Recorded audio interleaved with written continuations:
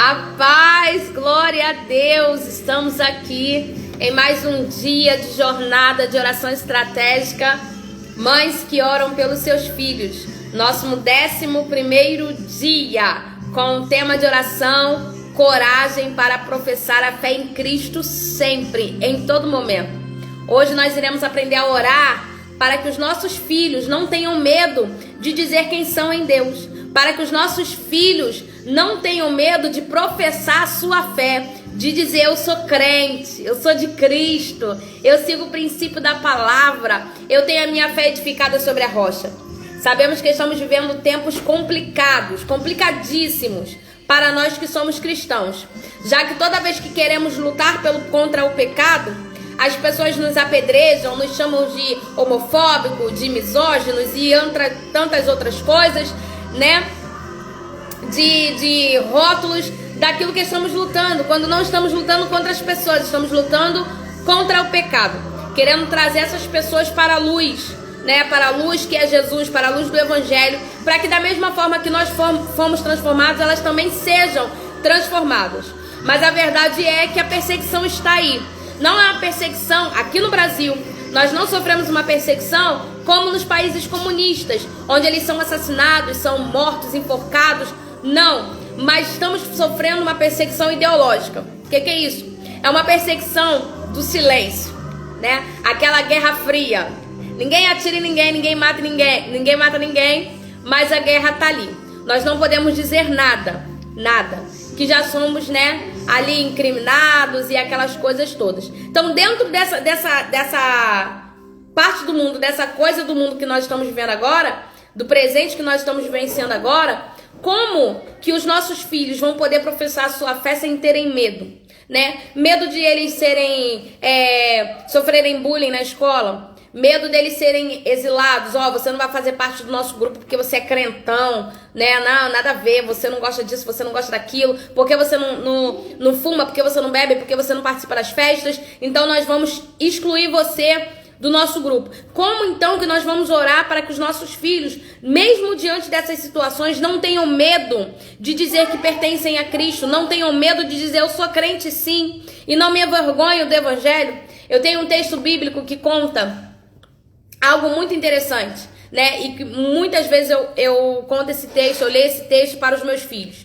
Lá em Atos 5, no versículo 29, diz assim: porém respondendo Pedro e os apóstolos disseram, mais importa obedecer a Deus do que aos homens. Esse versículo é curto e objetivo. Mais importa obedecer a Deus do que aos homens. E é exatamente isso que nós vamos ensinar para os nossos filhos enquanto nós oramos a Deus.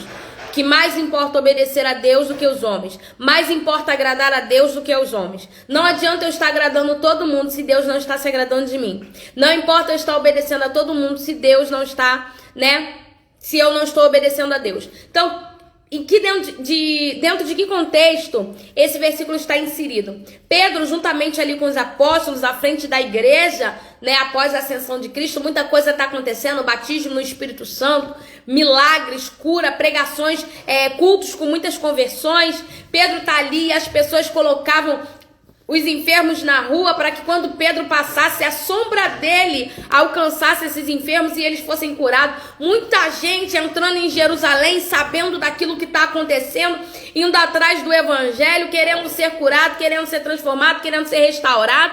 E o sumo sacerdote, né, o da seita dos saduceus, né, os da seita dos saduceus, começam a ficar com inveja. A Bíblia é clara quando diz que eles ficaram com inveja. Olha só que interessante. Lá no versículo 17 diz assim: e levantando-se o sumo sacerdote e todos os que estavam com ele, e eram eles da seita dos saduceus, encheram-se de inveja.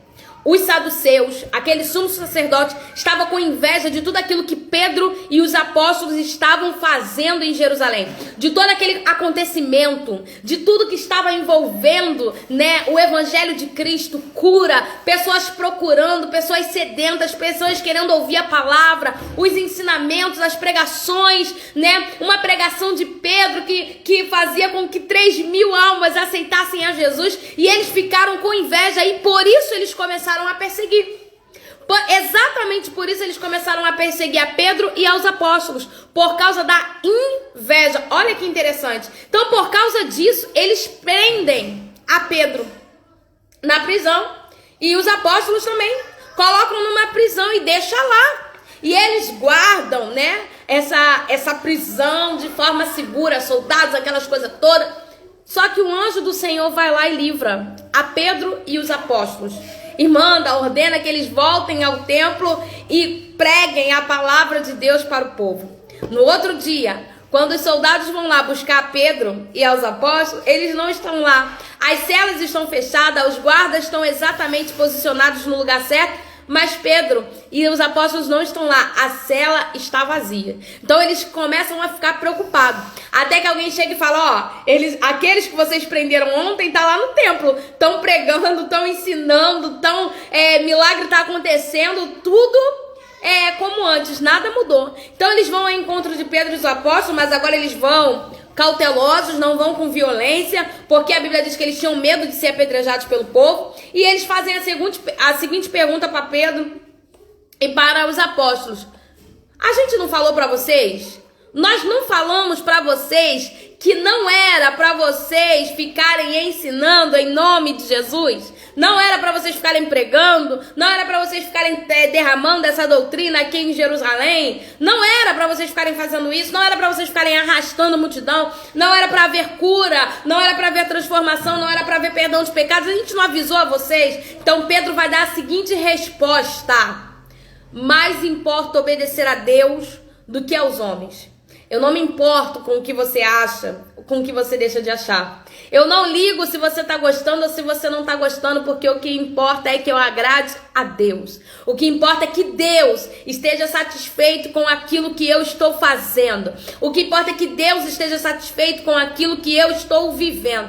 Então, nesse 11º dia de oração, onde você vai orar para que seus filhos tenham coragem de professar a fé em Cristo sempre, independente do ambiente em que eles estiverem, da situação, porque haverá ambiente em que eles irão professar a fé em Cristo e eles serão mesmo envergonhados, serão zoados, debocharão deles, debocharão da fé deles, e ainda assim eles permanecerem lá fiéis. Eu pertenço a Cristo, independente do que vocês acham, independente do que vocês acreditam, independente da fé de vocês, independente daquilo que vocês creem, eu sou de Cristo e ponto final, e nada do que vocês falarem vai mudar isso, porque me importa obedecer a Deus e não aos homens, porque me importa agradar a Deus e não aos homens. Então você vai orar a Deus: Senhor, o Senhor não nos deu espírito de medo, o Senhor nos deu espírito de fortaleza, o Senhor nos deu espírito de ousadia, de vida. Então você vai orar e vai dizer: Senhor, lança fora todo medo que haja no coração do meu filho de professar a fé em Cristo,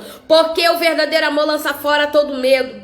Que meu filho, no ambiente onde ele estiver, ele tenha coragem, ele tenha ousadia para manifestar a sua identidade em Cristo, para manifestar aquilo que ele é em Cristo. E você, como mãe, sempre ensinando, porque vai haver dias que ele chegará em casa e vai dizer: mãe, eu tô sofrendo isso porque eu sou crente.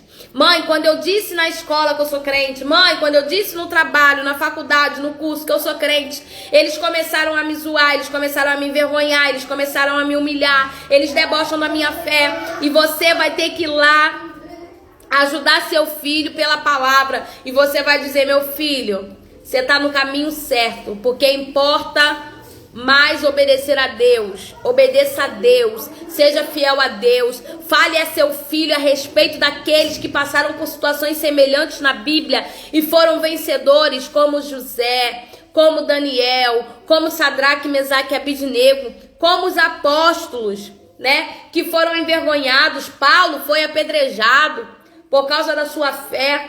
Então fale acerca dos personagens da Bíblia que vivenciaram o que eles estão vivenciando agora, e para que eles entendam, né, que o final é bom. Eu passei por uma situação com a minha filha ainda era pequena, e ela tinha uma professora, minha filha, eu acho que ela estava no 3º ano, se eu não me engano, e ela tinha uma professora, e a professora não gostava de crente. A professora não gostava de crente. E um certo dia a professora pediu para as crianças levarem livros para a escola, que eles iam ler, eles iam fazer um trabalho em cima daqueles livros que eles levaram para a escola. E a minha filha gostava muito de ler a Bíblia, então ela levou a Bíblia dela linda lá, né, que era uma Bíblia divertida e tal. E ela levou a Bíblia. E quando ela foi fazer o trabalho, a professora olhou pra cara dela e falou: o que você trouxe? E ela falou: eu trouxe a minha Bíblia, porque eu gosto de ler a minha Bíblia. E ela falou: mas isso não é livro.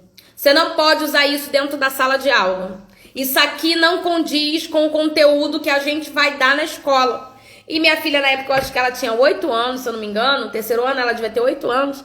E ela chegou em casa arrasada, dizendo: mãe, a tia não deixou eu usar minha Bíblia para estudar. Ela falou que a minha Bíblia não era livro. Ela falou que eu não podia usar a minha Bíblia como livro. E aí eu tive que sentar com a minha filha e fortalecer a sua fé em Deus, dizendo: não importa o que a sua professora diz, não importa o que ela acredita, importa que a sua fé esteja firmada sobre a rocha.